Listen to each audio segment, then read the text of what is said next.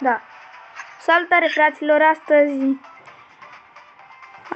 fac un videoclip să vă arăt cât de bine joc Brawl Stars. Sunt aici împreună cu Boss Otis, un admin de pe canalul Trade pe Stila Brainrot, și o să vă arătăm astăzi un duo pe 28, dar cum n-ați mai văzut. Sper să dați un like, un subscribe și să trimiteți la toată lumea. Să trimiteți la cine vreți. Bine? Hai că încep meciul. Da. Let's get physical. Sperăm să fac chestia asta, abonați. Da. Am și o întrebare pentru voi, abonații. Voi câte prestigiuri aveți? Eu am 8, Boss Otis 3.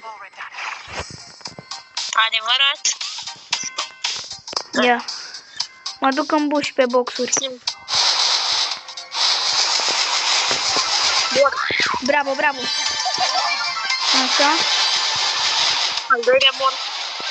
Bravo, ai scos o echipă. Ok, haideți, da, nu, am lag. E bun. Așa. Am dezastru.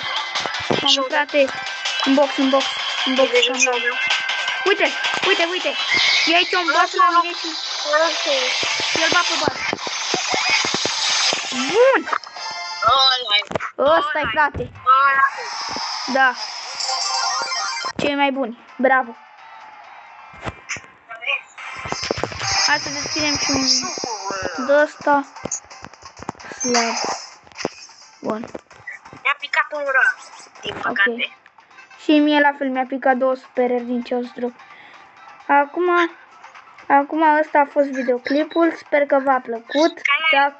Dacă mai veți videoclipuri de genul, dați like și subscribe.